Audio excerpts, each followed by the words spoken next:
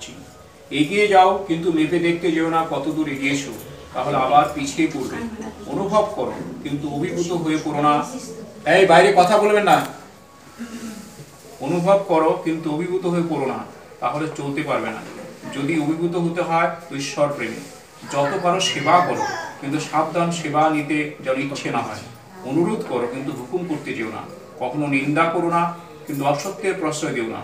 ধীর হও, তাই বলে আলসে দীর্ঘসূত্রে পড়ো না। ক্ষিপ্র হও, কিন্তু অধীর হয়ে বিরক্তিকে ডেকে এনে সব নষ্ট করে ফেলো না। বীর হও, কিন্তু হিংস্রক হয়ে বাঘ ভাল্লুক সেজে বসো না। স্থির প্রতিজ্ঞ হও, গোয়ার হো না। তুমি নিজে সহ্য করো, কিন্তু যে পারে না তাকে সাহায্য করো। ঘৃণা করো না, সহানুভূতি দেখাও, সাহস দাও। নিজেকে নিজে প্রশংসা দিতে বিপণ সাজো, কিন্তু অপরের বেলায় দাতা হও। জবাব। অনুভব করো সব কিছুকে, কিন্তু অভিভূত হতে যেও না এক আদর্শ বা ইষ্ট ছাড়া। বাণী সংখ্যা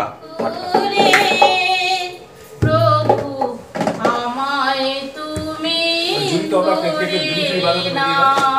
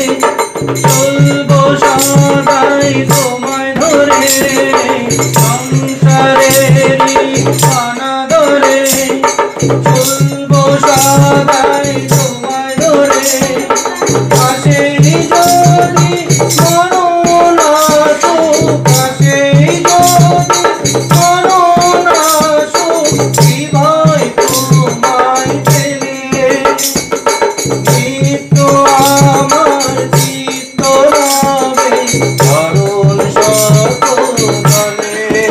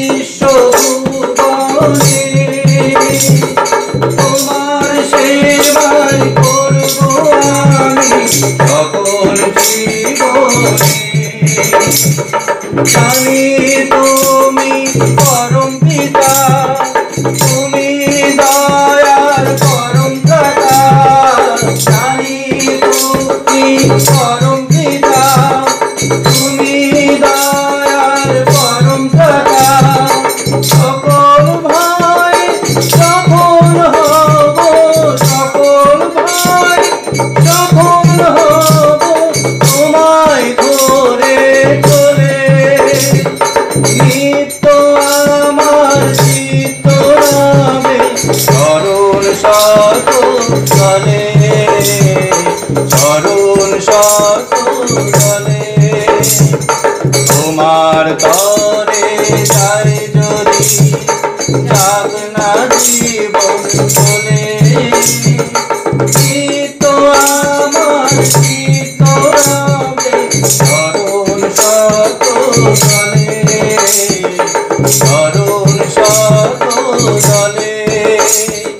তোমার তরে যায় যদি যাক না জীবন চলে, নিত আমার চিত্ত রামে চরণ শত জলে, চরণ শত জলে। তোমার যুগে যুগে ছিলে প্রভু, তুমি রাম তুমি শ্যাম,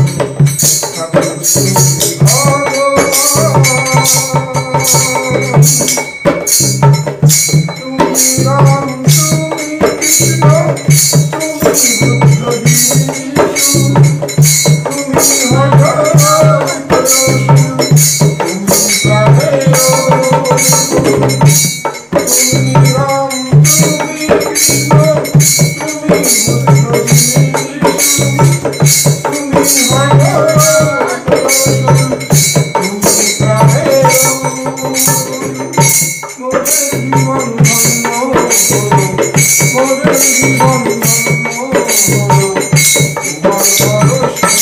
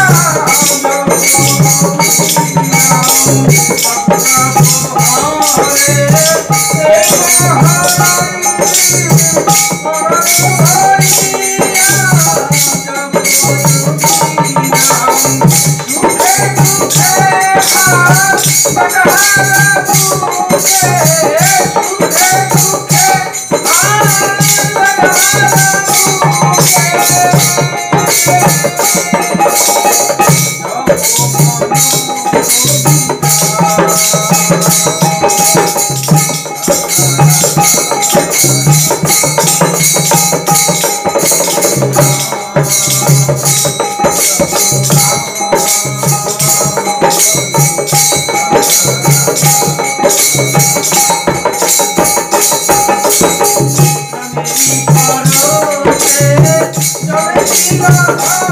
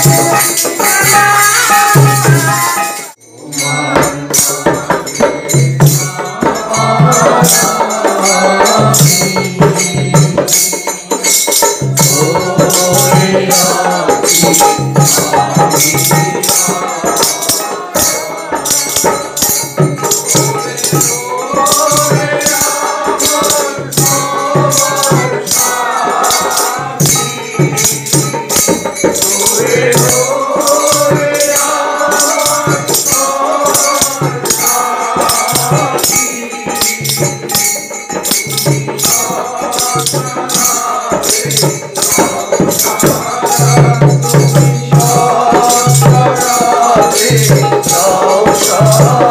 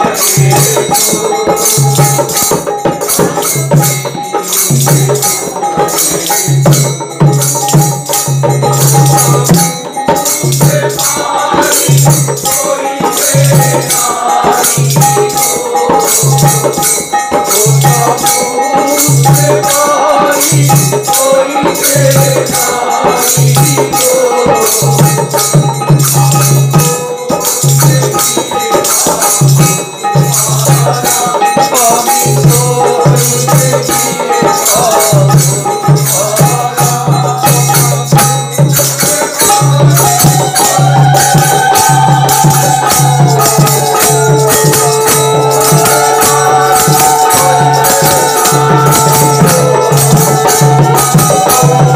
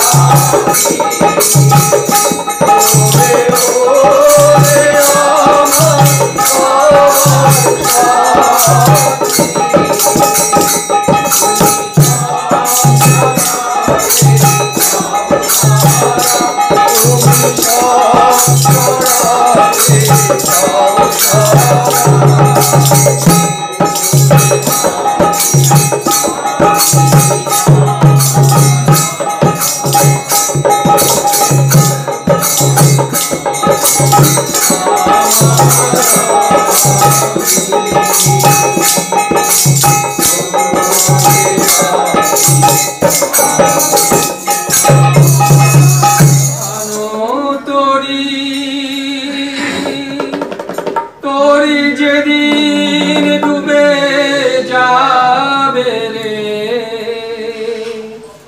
সেদিন চন্দ্র সূর্য তারা তারাও ডুবে যাবে রে।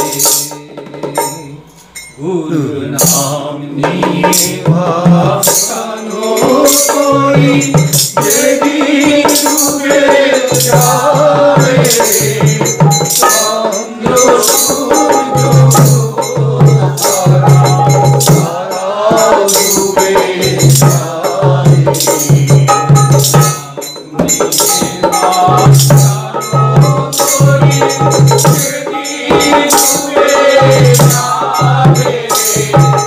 চন্দ্র সূর্য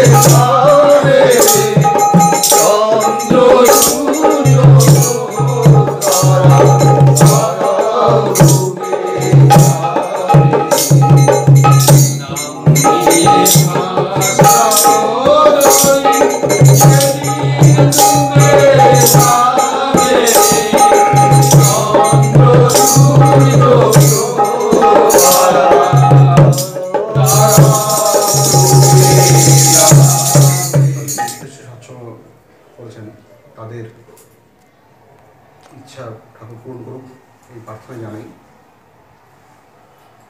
আমরা সবাই তো আনন্দে থাকতে চাই, তো মাঝে মাঝে দুঃখ চলে আসে। সাময়িকভাবে ওই ঘটনাগুলো বা ওই দুঃখগুলো আমাদের কাছে খুব ভারী মনে হয়, কিন্তু এটাও তো তার লীলা, দুঃখ আসবেই। কেন? সুখটাকে ভালোভাবে অনুভব করার জন্য। আমি যদি ওটাকেই আঁকড়ে ধরে থাকি তাহলে কিন্তু বেরোতে পারবো না। যখনই আমার জীবনে এইসব ঘাত প্রতিঘাতগুলি আসবে তখন বেশি করে তাকে আঁকড়ে ধরতে হয়। আমার মনে আছে ঠিক গত 2 বছর বা তার এইরকম সময়ে এই বাড়িতে এসেছিলাম। আমরা মন্দির থেকে দল বেঁধে বিভিন্ন এই পাড়াতে যাচ্ছিলাম বাড়ি বাড়িতে ডিপিএক্স করার জন্য। তো এই দিদির বাড়িতে এসেছিলাম। আজ এসে খুব ভালো লাগলো যে তিনি আজ ঠাকুরের সৎসঙ্গের আয়োজন করেছেন।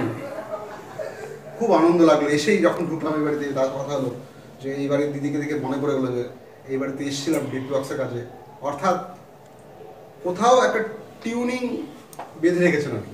একটু গান বাজনা হলো, প্রত্যেকে কেউ খোল আছে, কেউ নালো আছে, কেউ জুড়ে আছে, সবগুলো একসঙ্গে এত সুন্দর শব্দ কেন দিল? কারণ আমাদের গন্তব্য তিনি। তাই কিন্তু আমরা অপটু হাতে বাজালেও টিউনিংটা তিনি আছেন বলে আমাদের কিন্তু এই বাদ্যযন্ত্রগুলো একই সুরে বাজালো খুব সুন্দর হলো। কিন্তু তা আমাদের টিউনিং যদি আমরা তার হাতে তুলে দিই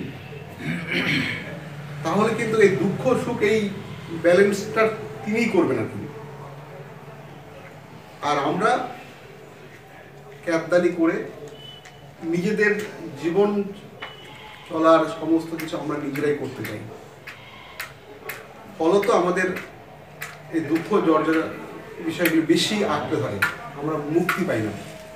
আর তাকে যদি জীবনে আমরা টিউনিংয়ের চাবিকাঠি করে দিই, তিনি আমাদের সুখটাও মেপে দেবেন এবং দুঃখটাও যাতে আমরা কন্ট্রোল করতে পারি, সহ্য করতে পারি, তার উপায় তিনি করে দেবেন।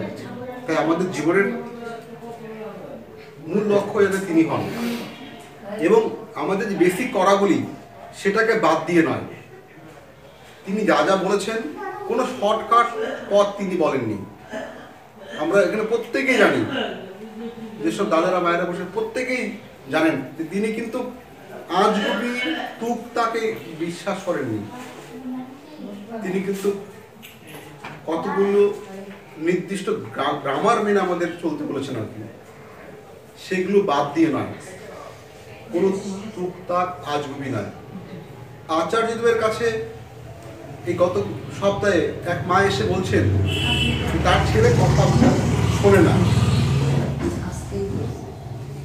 কথা শোনে না, বাড়ির কোনো কিছুই সে মানছে না, সে তার নিজের বুদ্ধি মতো চলছে।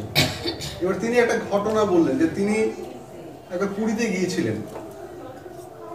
পুরীর সমুদ্রের ধারে একটি ছেলে, ছোট্ট ছেলে দৌড়াচ্ছে, পিছনে তার বাবা মা খোকা যাস না, খোকা যাস না, দৌড়া পড়ে যাবি, সবসময় তাকে একটা গাইড আঁকড়ে হচ্ছে। ফলত কি হবে, সে যখনই যা কিছু করতে যাচ্ছে তাকে বাধার সম্মুখীন হতে হচ্ছে। তিনি বললেন যে ওই সময় তাকে এইভাবে না বলে অন্যভাবে বলা যাবে। বারবার যদি আমরা তার পথে যদি এইরকম ভাবে বাধা দিই, তার স্বাধীনভাবে সে চলবে কখন করে? তাকেও স্পেস দিতে হবে। তাকে বোঝানো যেতে পারে, তুমি বাবা পড়ে যেতে পারো, পড়ে গিয়ে ব্যথা পেতে পারো, তখন তুমি আবার কান্নাকাটি করো না। অর্থাৎ সে যে জীবন চলতে গিয়ে ধাক্কা খেতে পারে, হোঁচটও খেতে পারে, এবং তার দুঃখ সেটা আগেই তাকে যে অ্যাওয়ার করে দিই, তাকে চলার পথে যে এই ঘাত প্রতিঘাত আসতে পারে সেদের আগের থেকেই সে তাকে ওয়ার্ন করে দিই, তাহলে সে সতর্কভাবেই কিন্তু চলবে। আর আমরা যদি তাকে যদি প্রথম থেকেই ঘাত প্রতিঘাত না সেই হিসাবে কঠোর বর্ম চাপিয়ে দিই, সেটা হতে পারে না। ছোটখাটো দুঃখগুলো তাকে পেলেই সে তখন বেহাল হয়ে পড়বে, এবং সামান্য দুঃখ কষ্ট জীবনে আসলেই সে তখন হাপিতেশ করবে। তাই এগুলো না হয়, তার থেকে তাকেও ফেস করার শক্তি দিতে হবে আর কি। এবং তিনি বললেন যে ছোটবেলা থেকে আমাদের বাড়িতে বাচ্চারা যখন থাকে প্রত্যেকটা বিষয়ে তাকে স্পেস দিতে হয় ছোটবেলা থেকে, কারণ তার যখন বয়স সন্ধে হয়ে যায় তখন আর বাড়ির কথা শুনতে যায় না। প্রথম থেকে তাকে এত আমরা শাসনে আবদ্ধ করি, তাকেও একটা স্পেস দিতে হয়, তাহলে সেই জীবনে ঘাত প্রতিঘাত নিয়ে চড়াই উত্তরাণী জীবনে বড় হয়। কি সুন্দর ব্যাখ্যা! সেটা আমার জন্য লেসেন ছিল আর কি, যে নিজের সন্তানকে কি করে পালন করবো সেরকম এইরকম বাস্তবমুখী কথাগুলি তিনি সেখানে কোনো আজগুবি গল্প করতে। তাই আমাদের জীবনের প্রত্যেকের লক্ষ্য তাকে করবে, তিনি যেমনটা বলেছেন তেমন করে চলবে। তবে দিদি আছে যে দুঃখের কথা বলেন, সেটার পিছনে হয়তো কোনো মঙ্গল লুকিয়ে আছে, তার অভিষ্ট কোনো লুকিয়ে আছে, এবং মনটা হালকা হবে। তিনি শোক পছন্দ করেন না। হয়তো আচার্যদেব, যিনি তার পিতার দাদার শ্রাদ্ধ বাসর থেকে উঠেই তিনি সবাই যখন আমরা ভারাক্রান্ত মনে উঠে তখন তিনি বললেন যে শোকটাকে ভুলে নেব, সেখানে সবাইকে আনন্দে নিয়ে যেতে বললেন। এই কথা তিনিই বলতে পারেন। আমাদের প্রত্যেকেই শোক নয়, আনন্দে থাকবো, আমরা সবসময় তাকে নিয়ে চিন্তা করব, তাহলে জীবনটা আরো আনন্দময় হবে, এবং তাকে আরো আরো বেশি করে আঁকড়ে ধরবো। দুঃখ আসলে তাকে আরো বেশি করে আঁকড়ে ধরবো, মন্দিরে বেশি পড়ে যাব, তখন তার মধ্যখানে আমরা আনন্দ খুঁজে পাবো। আর এই আনন্দটা শুধু নিজেই না, যখন আনন্দ থাকবে আরেকজনকে নিয়ে যেতে ইচ্ছে করবে আমাদের। আর আমাদের যেই দিদিকে বলেছিলাম হয়তো তিনি তা করেন, এবং তিনি চেষ্টা করবেন তার কাজের ফাঁকেও, তিনি প্রচণ্ড ব্যস্ত, তিনি একটা কাজের সঙ্গে যুক্ত হেলথের সঙ্গে, তিনি তার অবসর সময়েই তার সহকর্মী বা তাদেরও উদ্বুদ্ধ করবেন যে আস্তে আস্তে তিনি 12 তারিখে প্রতি মাসে সৎসঙ্গ দেন, তার সহকর্মী উদ্বুদ্ধ করবেন যে মন্দির নিয়ে আসার জন্য। জলপাইগুড়িতে এত সুন্দর মন্দির, তাদের নিয়ে আসবেন। এই এলাকার সবাইকে বলছে আপনারা সবাই মন্দিরে যাবেন, সময় পেলেই মন্দিরে যাবেন, সবারই ভালো লাগবে। যাই হোক, পরিশেষে আপনাদের সবার মঙ্গল প্রার্থনা জানাই পরম পিতা চরণে। আপনারা সবাই খুব ভালো থাকুন। আমরা পিকনিকে আসি মাতৃগর্ভের মধ্য দিয়ে, তারপর আমরা আস্তে আস্তে বেড়ে উঠি, অনেক কিছু শিখি, জানি, বুঝি। যেই পরিবারে বড় হয়েছে সেই পরিবারের যা শিক্ষা সেটা দিয়েই তারা শেখানোর চেষ্টা করে। তার যেটুকু জানা, তার বোঝা আছে, তাদের পরিবারের যে কালচার সেটা দিয়েই আমাদের গাইড করার চেষ্টা করে। এটাই স্বাভাবিক, এটাই স্বাভাবিক। কিন্তু সঙ্গে যদি গ্রহণ করি, তিনি আমাদের আরো ভালো করে গাইড করতে পারেন। কেন কি, আমাদের যারা মা বাবা রয়েছেন তারা আমাদের এক নিশ্চয়ই গুরু, কিন্তু তাদের শিক্ষাটা কমপ্লিট ঠিক নাও হতে পারে। তাই যিনি পুরুষোত্তম, যিনি মালিক, তিনি সৃষ্টিকর্তা, রহস্য যিনি জানেন, সৃষ্টির পুরো গল্পটা যিনি জানেন, তাকে জীবনে গ্রহণ করার কথা নিজে করতে হয় এবং পরিবারের সমস্ত সবাইকে, সন্তান সবাইকে তাকে গ্রহণ করিয়ে দিতে হয়। মা বাবার এটাই মূল কাজ। আর সেই গ্রহণ করার মধ্য দিয়েই আমরা কিভাবে বেড়ে উঠব, কিভাবে মা বাবাকে শ্রদ্ধা করব, কিভাবে বড়দের শ্রদ্ধা করব, কিভাবে সামাজিকতা মেনটেন করব, কিভাবে সোশ্যাল হব, সেই শিক্ষা কিন্তু তিনি দেন। আর সেই শিক্ষা যদি না পায় তাহলে সে কোথার থেকে শিখবে? কয়েকদিন আগে একটা বাড়িতে গিয়েছিলাম, সেই ছেলেটি আমার সাথে তার খুব ভাব আছে। তা সে বাড়িতে যাওয়ার পরেই তার মা হাজার কমপ্লেন করছে তার সঙ্গে। তার দুইজন বাবার কাকা, মানে তার দাদা, তারা দুইজন আসছে বয়স্ক। তারপরে বাবার কাকার বোন এসে গিয়ে, সবাই ও দাদু দিদা বলে এবং তাদেরকে তুই তুই করে কথা বলছে। আমার বললাম কি ব্যাপার, তুই তুই তুই করে বলছো কেন? তাহলে আমি ছোটবেলা থেকে তুই তুই হয়ে গেল। তাদের সবাই একেবারে আঙ্গুল তুলছে ওর দিকে যে এত অভদ্র, এত অভদ্র, এত অভদ্র মানুষ হয় না। একই মাত্র সন্তান, সারা পরিবারে একটাই। তখন আমি বললাম যে আপনার তো ব্রাহ্মণ, আপনাদের সবার বইতে আছে, উপর মন হয়েছিল, যার সঙ্গে যার যে ছেলেটা নিয়ে কথা বলছে তার উপনয়ন আছে, তাদের কারো উপনয়ন নাই। উপনয়ন সংস্কারটা দ্বারা বিশ্বাসী করেন, অথচ তারা ব্রাহ্মণ।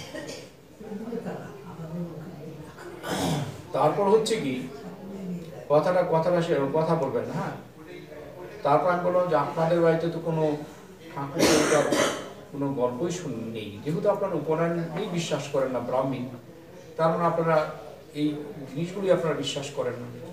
তাহলে ওকে যে আপনারা সবাই এত কমপ্লেন করছেন, সবাই একেবারে আজকে ওকে আঙুল তুলে কথা বলছেন, ভাবছেন আমার কাছে বললে হয়তো সংশোধিত হয়ে যাবে, এটা কিন্তু নয়, গল্পটা এটা নয়। পারিবারিক সংস্কার মানুষকে বড় করে, পারিবারিক সংস্কারটা বড় জিনিস। ঠাকুরের সত্যনারায়ণে বলা আছে, ভক্তি মানুষকে সতে সংলগ্ন করতে চেষ্টা করে। ভক্তি করবে সে কোথায়? ভক্তি করার তো কোনো জায়গা আপনাদের বাড়িতে নেই, এই কালচারটাই তো নেই। ভক্তি মানুষের মনকে সতে সংলগ্ন করতে চেষ্টা করে, আর তা হতে যা উপলব্ধ হয় তাই জ্ঞান। জ্ঞান মানুষের মধ্যে প্রেম সৃষ্টি করে। যার জ্ঞান আছে সে সর্বভূতে আত্মবোধ ফিল করে, সবার মধ্যে সে বিরাজ করছে, তার অনুভূতিটা সবার মধ্যে কাজ করছে। অর্থাৎ সেই সংস্কারটাই তো আপনাদের বাড়িতে নেই। আজকে ও আপনাদের তুই তুই করে বলে, এটা তো ভালোবাসা আসে ঠিকই, কিন্তু এটাও ঠিক কাম্য নয়।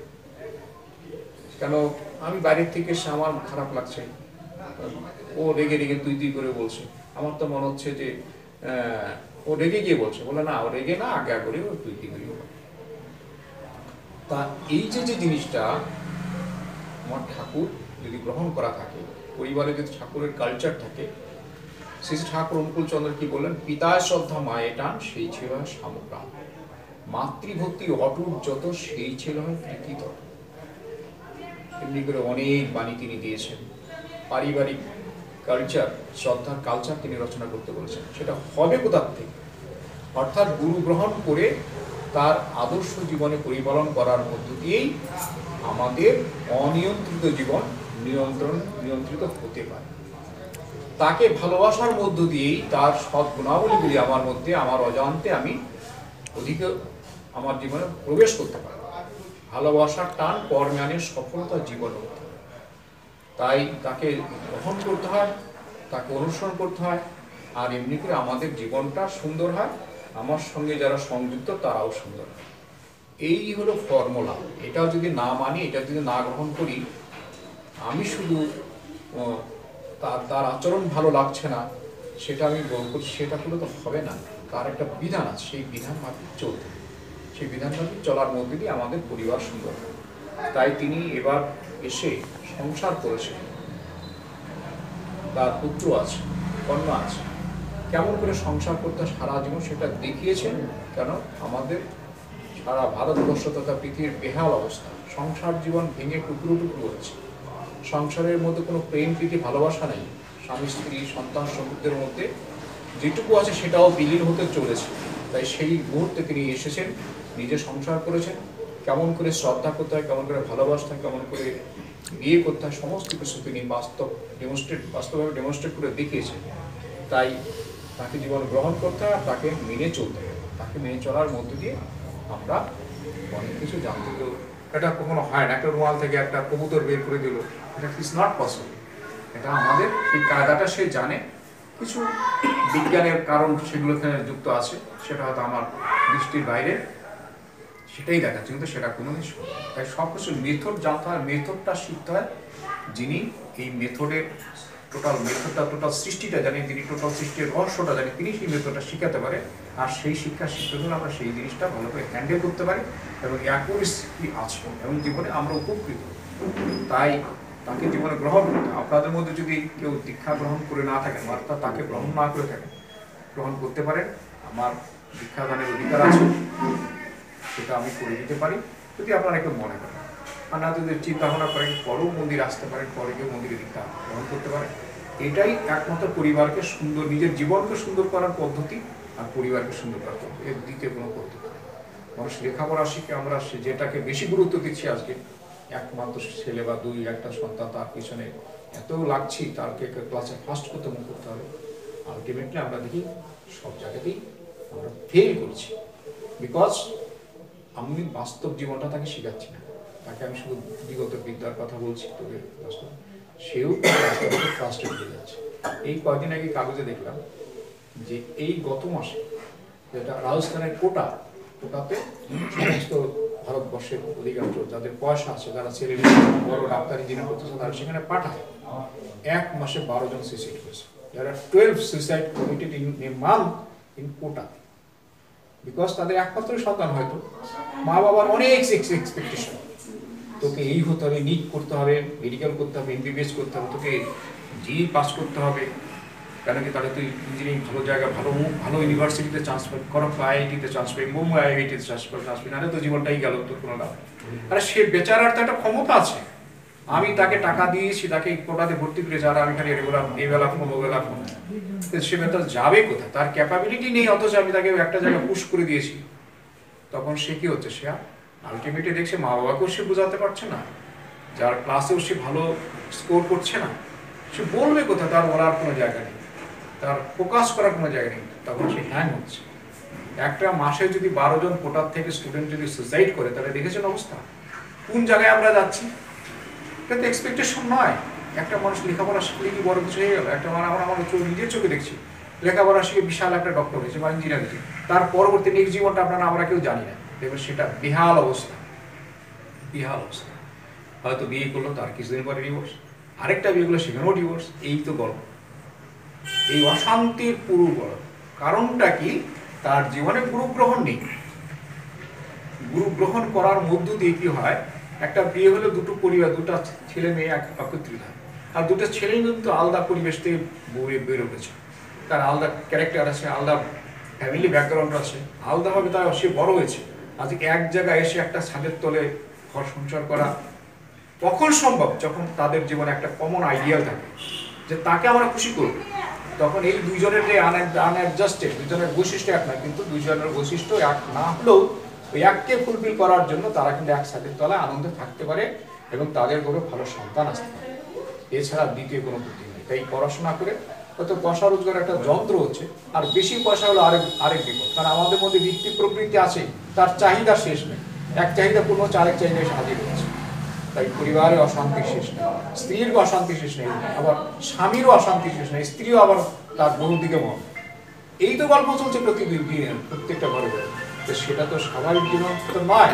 সেখান থেকে বেরিয়ে আসতে আদর্শ জীবন গ্রহণ করতে হবে, আদর্শ কেন্দ্রিক জীবনযাপন পরিপালন। রাধে কৃষ্ণ কৃষ্ণ গোবিন্দ গোবিন্দ বল রে, জয় রাধে রাধে কৃষ্ণ কৃষ্ণ গোবিন্দ গোবিন্দ বল রে, রাধে গোবিন্দ গোবিন্দ গোবিন্দ গোবিন্দ গোবিন্দ বলে সদা ডাকো রে, জয় রাধে রাধে কৃষ্ণ কৃষ্ণ গোবিন্দ গোবিন্দ বল রে, চারো রে মন তপস্যা তুলি বদনে বল হরি হরি, হরি নাম পরম ব্রহ্ম জীবের মূল জান, অধর্ম কুকর্ম চারো রে, জয় রাধে রাধে কৃষ্ণ কৃষ্ণ গোবিন্দ গোবিন্দ বল রে, চারো রে মন ভবের আশা আজ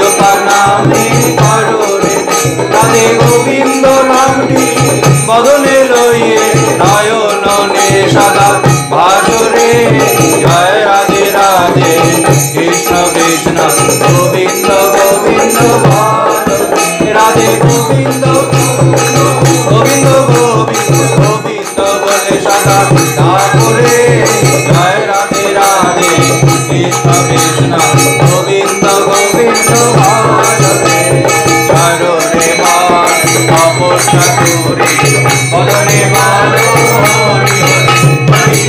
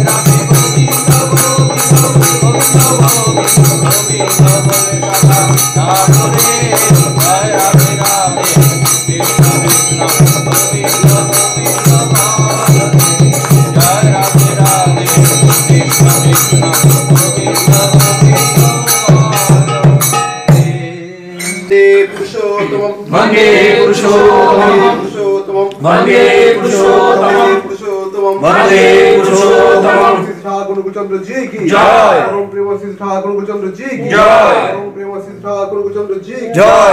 माता जगत ज्योति वर्मा की जय। माता जगत ज्योति वर्मा की जय। माता মাতা জগৎ জননী শ্রী বর্মা কি জয়। মাতা জগৎ জননী শ্রী বর্মা কি জয়। পূজ্য পাদ শ্রী শ্রী বর্দা কি জয়। পূজ্য পাদ শ্রী শ্রী বর্দা কি জয়। পূজ্য পাদ শ্রী শ্রী বর্দা কি জয়। পূজ্য পাদ শ্রী শ্রী আচার্য দেব কি জয়। পূজ্য পাদ শ্রী শ্রী আচার্য দেব কি জয়। পূজ্য পাদ শ্রী শ্রী আচার্য দেব কি জয়। সৎসঙ্গ কি জয়। সৎসঙ্গ কি জয়। সৎসঙ্গ কি জয়। বন্দে আর্য বৃত্তি वन्दे आर्यपितृं বন্দে মাতৃবর্গ वन्दे मातृवर्गं বন্দে অহং কৃষ্ণবেদম वन्दे अहं कृष्णदैवतं বন্দে পুরুষোত্তম वन्दे पुरुषोत्तमं পুরুষোত্তম वन्दे पुरुषोत्तमं পুরুষোত্তম वन्दे पुरुषोत्तमं প্রেমময় শ্রী ঠাকুর কৃষ্ণচন্দ্র জি কি जय